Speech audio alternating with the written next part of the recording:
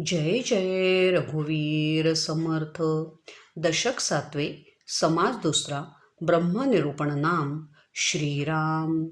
ब्रह्म निर्गुण निराकार, ब्रह्म निस्संग निर्विकार, ब्रह्मासी नाही पारावर, बोलती साधू श्रीराम. ब्रह्म सर्वांसी व्यापक, ब्रह्म अनेकी एक, ब्रह्म शाश्वता विवेक, बोलिला शास्त्री श्रीराम. ब्रह्म अच्युत अनंत, ब्रह्म सदोदित संत, ब्रह्म कल्पने रहित, निर्विकल्प श्रीराम.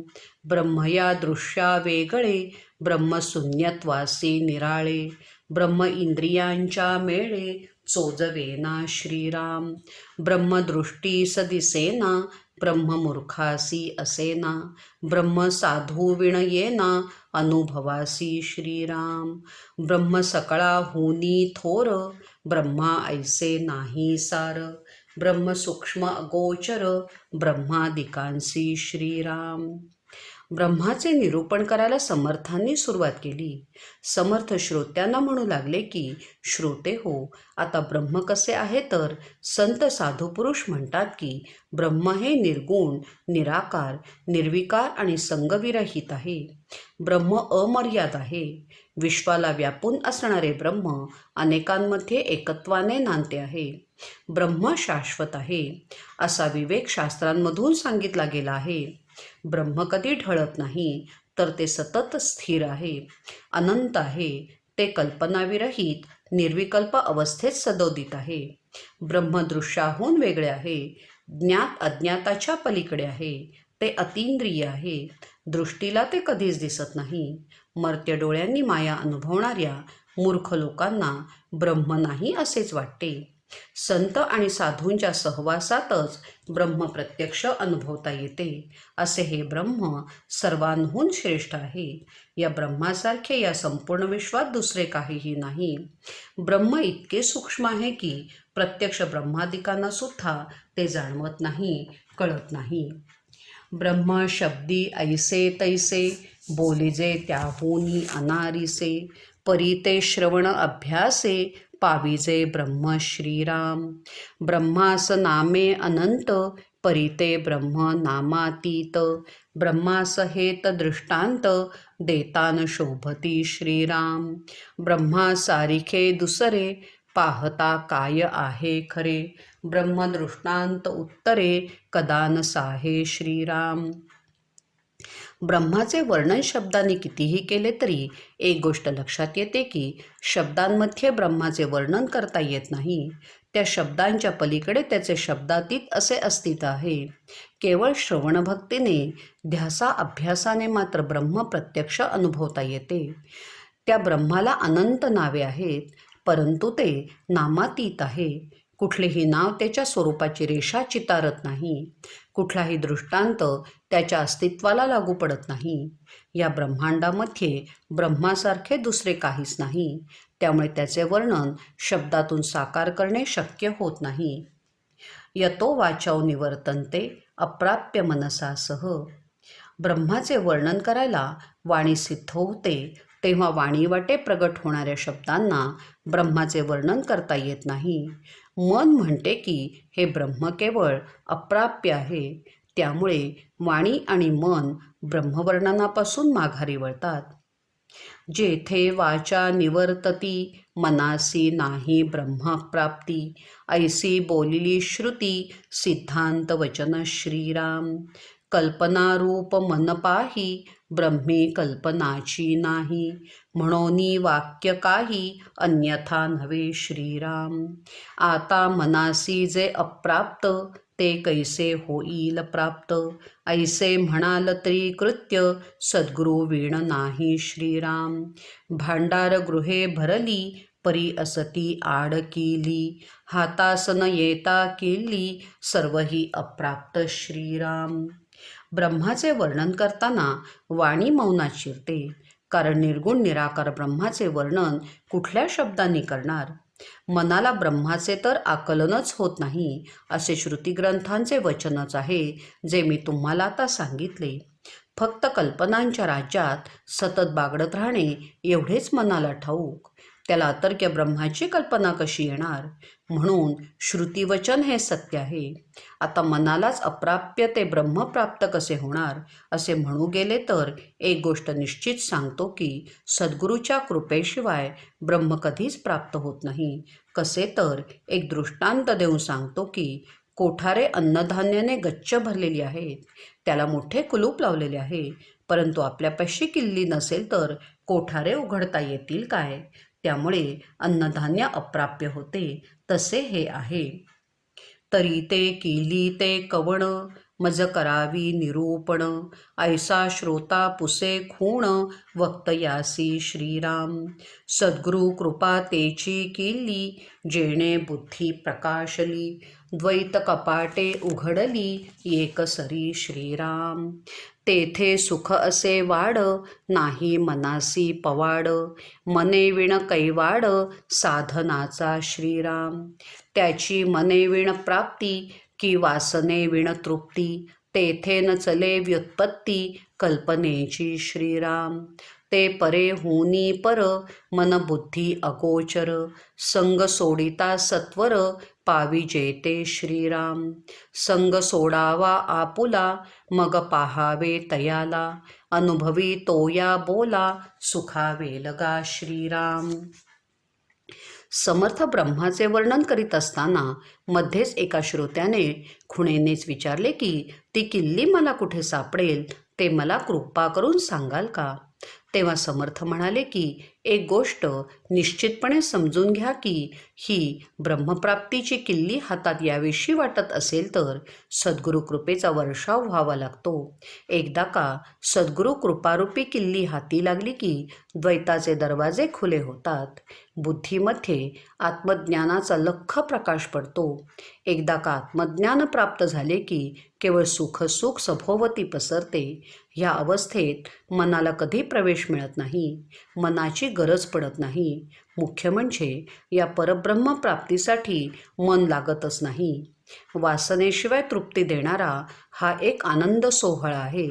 कुठल्याही कल्पनेच्या राज्यात न जाता हा आनंद केवळ सद्गुरु कृपेने मिळतो. परावाणीच्या पलीकडले हे सुख आहे. ते शब्दातून प्रगट करता येत नाही. मनाला आणि बुद्धीला त्याची जाणीवसुद्धा होत नाही. एक लक्षात ठेवा की देहबुद्धीने जगण्याचा संग सोडला की ब्रह्मप्राप्ती सत्वर होते. देहबुद्धीचा संग सोडून आत्म्याच्या साक्षीने जगायला लागले की मीपणाचा अहंकार संपतो. मगच ब्रह्मसुख भोगता येते. ज्यांना ह्याचा स्वानुभव आला असेल ते माझ्या या बोलण्याने सुखावतील. आपण म्हणजे मीपण, मीपण म्हणजे जीवपण, जीवपण म्हणजे अज्ञान, संग जडला श्रीराम. सोडिता तया संगासी, ऐक्य होय निसंगासी, कल्पनेवीण प्राप्तीसी, अधिकार ऐसा श्रीराम. मी कोण ऐसे नेणीचे, तया नाव अज्ञान बोलीजे, अज्ञान गेलिया पाविजे, परब्रह्म ते श्रीराम. देहबुद्धीचे थोरपण, परब्रह्मीन चले जाण, तेथे होतसे निर्वाण, अहंभावासी श्रीराम. समर्थ म्हणतात की एक लक्षात घ्या की आपल्याला मीपणाचा संग सोडायचा आहे. कारण हे आपण म्हणजे मीपण जे आपल्या देहामध्ये अहंकार रूपात नांदत असते ते मीपण म्हणजेच जीवपण म्हणजेच देहबुद्धीने जगणे. त्या जीवबुद्धीने जगण्याला तर अज्ञान म्हणतात. एकदा का या देहबुद्धीने जगणारा अज्ञानाचा संग सोडला की निस्संगपणे जगणाऱ्या आत्म्याशी जीवाचे मिलन होते. त्या क्षणी आत्मबुद्धीने जगणे सुरू होते आणि कल्पनेने जगणे संपते. ब्रह्मप्राप्तीचा तो क्षण असतो. मी कोण आहे, माझ्या अस्तित्वाचा खरा अर्थ काय हे न कळणे म्हणजेच देहबुद्धीने जगणे. तेच तर अज्ञान. अज्ञानाचा काळोख संपला की परब्रह्माचा विश्वप्रकाश आणि प्रत्यक्ष अनुभवू लागतो. एक लक्षात घ्या की देहबुद्धीने जगणे परब्रह्माशी चालत नाही. अहंभावाने जगणे नाहीसे झाल्याशिवाय परब्रह्म प्राप्तच होत नाही. उंच नीच नाही परी, राया रंका एकची सरी, जाला पुरुष अथवा नारी, एकची पद श्रीराम. ब्राह्मणाचे ब्रह्मते सोवळे, शूद्राचे ब्रह्मते वोवळे, ऐसे वेगळे आगळे, तेथ असे चेना श्रीराम. उंच ब्रह्मते रायासी, नीच ब्रह्मते परिवारासी, ऐसा भेद तयापासी, मुळीच नाही श्रीराम. सकळांसी मिळोन ब्रह्म एक, तेथे नाही हे अनेक, रंक अथवा ब्रह्मादिक, तेथेची जाती श्रीराम.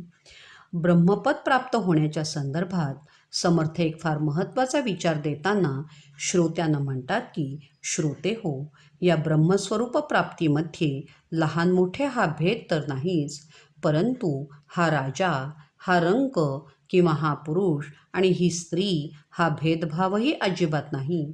सर्वांनाच हे परब्रह्म सारखेच अनुभवास येते.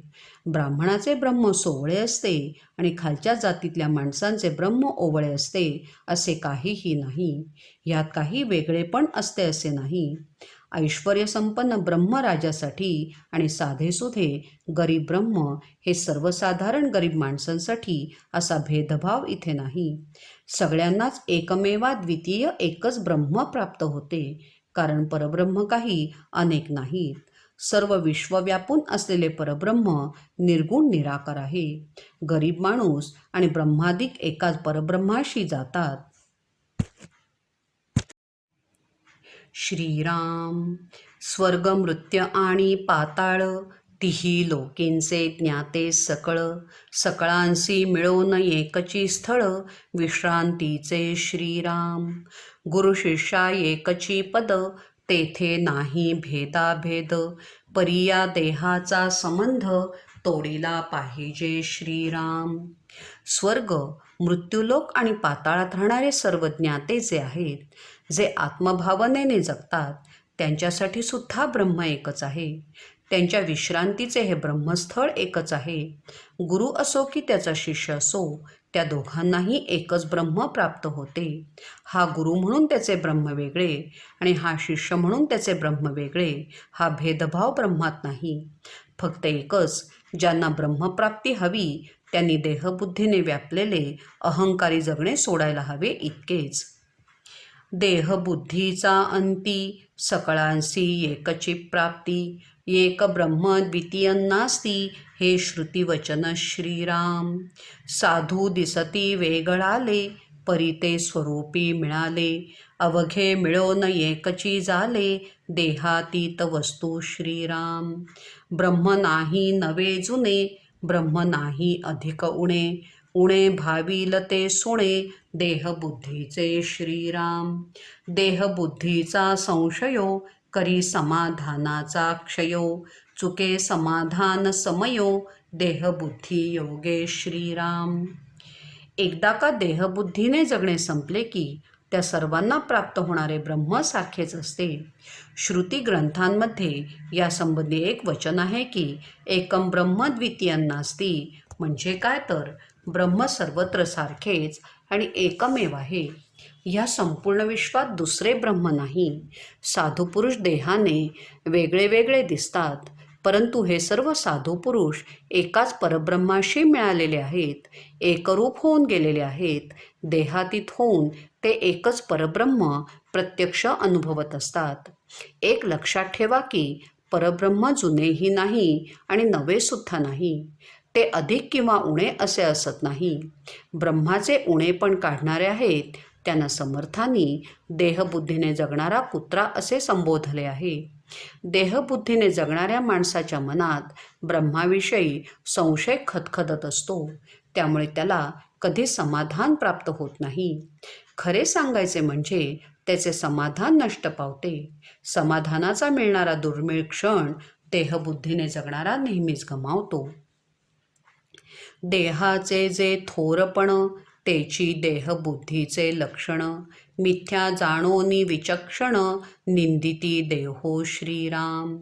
देह पावे जवरी मरण, तवरी धरी देहाभिमान, पुन्हा दाखवी पुनरागमन, देहबुद्धी मागुती श्रीराम. देहाचे थोरपणे समाधानासी आले उणे. देह पडेल कोण्या गुणे हेही कळेना श्रीराम. हित आहे देहातीत म्हणून निरोपिती संत. देहबुद्धीने अनहित हेची लागे श्रीराम. जे ज्ञानी लोक आहेत ते आत्मबुद्धीने जगतात. त्यांना ठाऊक आहे की देह खोटा आहे म्हणून ते देहाची निंदाच करतात. परंतु जे अज्ञानी लोक आहेत ते नेहमी देहाला थोरपण देतात.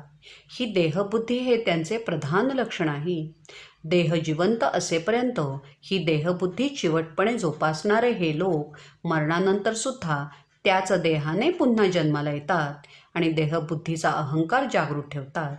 या देहाला थोर मानण्याच्या ह्या त्यांच्या वृत्तीमुळे त्यांच्या एकूणच भासमय समाधानाला उडेपणा येतो. ज्या देहाला हे अज्ञानी जीव थोरपण देतात तो देह केव्हा खाली कोसळणार आहे त्यांना तरी ठाऊक आहे का? म्हणून समर्थ श्रोत्यांना म्हणतात की देहातीत अवस्थेत राहण्यातच मानवी जीवनाचे कल्याण आहे. देहबुद्धीने जगण्यात माणसाचे शेवटी नुकसानच होते. सामर्थ्य बळे देहबुद्धी योगियांस तेही बाधी. देहबुद्धीची उपाधी पैसावो लागे श्रीराम. म्हणून देहबुद्धी हे झडे तरीच परमार्थ घडे. देहबुद्धीने विघडे ऐक्यता ब्रह्मेची श्रीराम. समर्थ म्हणतात की ह्या देहबुद्धी अहंकाराची एवढी प्रचंड ताकद असते की ही अहंकारी बुद्धी योगी लोकांच्या विवेकाच्या आड सहजपणे येते. कारण सिद्धी प्राप्त झाली की अहंकार वाढू लागतो. म्हणून देहबुद्धी म्हणजेच हा मानवी कर्तृत्वाचा अहंकार झडून गेला तरच परब्रह्माचे दर्शन होईल, नाहीतर ते शक्य नाही. कारण या देहबुद्धीमुळे परमात्म्याशी कदापिही ऐक्यता साधता येत नाही. विवेक वस्तू कडे वोढी देहबुद्धी तेथोनी पाडी. अहंता लावून निवडी वेगळेपणे श्रीराम. विचक्षणे या कारणे देहबुद्धी त्यजावी श्रवणे. सत्यब्रह्मी साचारपणे मिळून जावे श्रीराम. सत्यब्रह्म ते कवण ऐसा श्रोता करी प्रश्न. प्रत्युत्तर दे आपण वक्ता श्रोत यासी श्रीराम. म्हणे ब्रह्म एकची असे परिते बहुविध भासे. अनुभव देही अनारिसे नाना मती श्रीराम. ज्याच्यापाशी आत्म्याला जाणून घेण्याची आणि नित्यानित्य विवेकाची ताकद आहे त्याचे मन सतत परब्रह्माकडे ओढले जाते. परंतु होते काय तर देहबुद्धी त्याला या शाश्वताला जाणून घेण्यापासून जबरदस्त ताकदीने मागे खेचत असते. ह्या देहबुद्धीमुळे त्याच्या मनात अहंकार निर्माण होतो आणि तो जीव मग आत्मवस्तूपासून आपोआप वेगळा होतो. देहबुद्धी त्याला आत्मवस्तूपासून निवडून बाजूला काढते. हे सारे प्रथम जाणीवपूर्वक लक्षात घेऊन शहाण्या माणसाने सतत अध्यात्म श्रवण करावे, देहबुद्धीला बाजूला सारावे आणि मगच आत्मबुद्धीने त्या सत्यब्रह्मात पूर्णपणे मिसळून जावे. समर्थांचे हे विवेचन ऐकून एका श्रोत्याने प्रश्न केला की स्वामी, सत्यब्रह्म म्हणजे काय ते समजावून सांगाल का? तेव्हा वक्ता म्हणजे समर्थ सांगतात की सत्यब्रह्म म्हणजे ब्रह्मवस्तू एकच आहे, परंतु ते ब्रह्म आपल्याला अनेक पातळ्यांवर भासत राहते. प्रत्येक देहाचा परब्रह्म अनुभव वेगळा म्हणून नाना मनातून भिन्न प्रकारे त्यांचा म्हणून अनुभव प्रगट होतो इतकेच. जे जे जया अनुभवले तेची तयास मानले. तेथेची त्याचे विश्वासले अंतःकरण श्रीराम. ब्रह्मनाम रूपातीत असोनी नामे बहुत. निर्मळ निश्चळ निवांत निजानंद श्रीराम. अरूप अलक्ष अगोचर अच्युत अनंत अपरंपार. अदृश्य अतर्क्य अपार ऐसी नामे श्रीराम. नादरूप ज्योतिरूप चैतन्यरूप सत्तारूप. साक्षरूप स्वस्वरूप ऐसी नामे श्रीराम. शून्य आणि सनातन सर्वेश्वर आणि सर्वज्ञ. सर्वात्मा जगजीवन ऐसी नामे श्रीराम. प्रत्येकाचा परब्रह्माचा अनुभव वेगळा.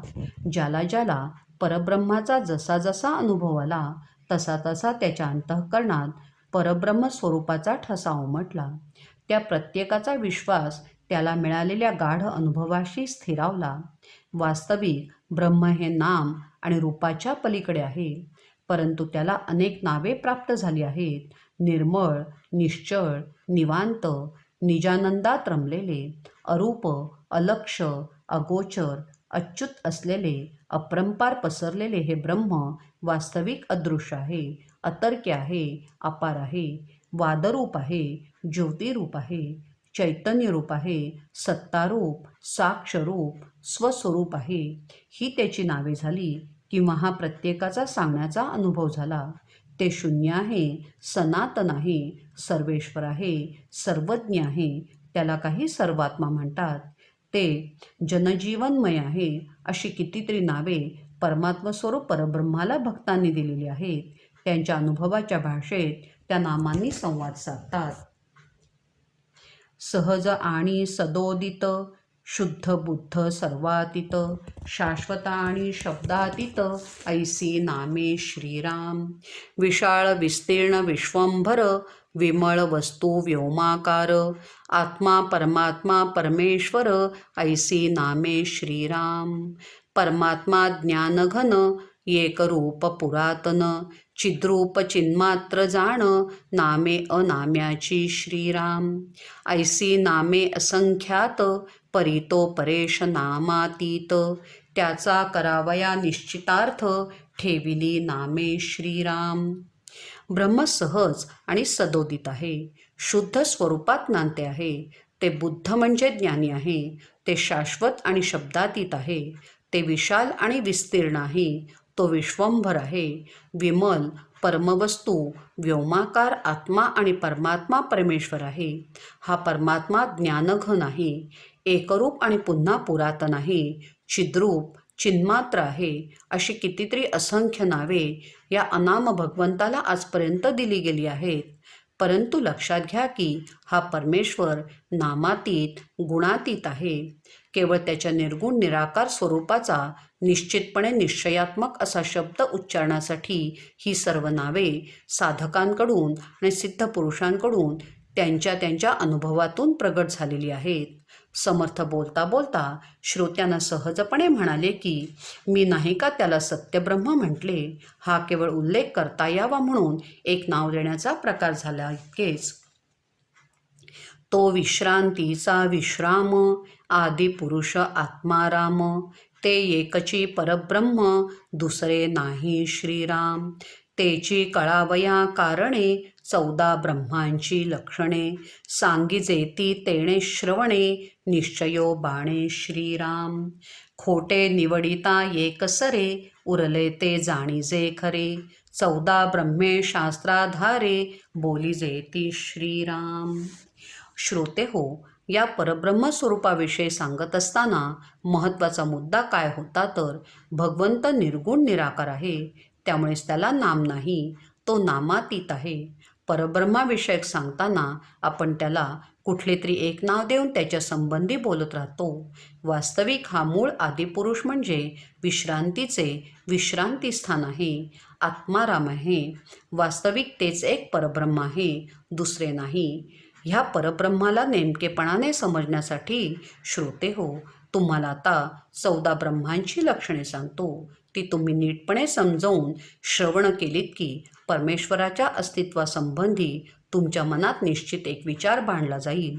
भगवंतासंबंधी जेवढा खोटा विचार आहे तो टाकून दिला, म्हणजेच निवडून बाजूला केला की जे काही उरेल ते सर्व काही खरे मानावे.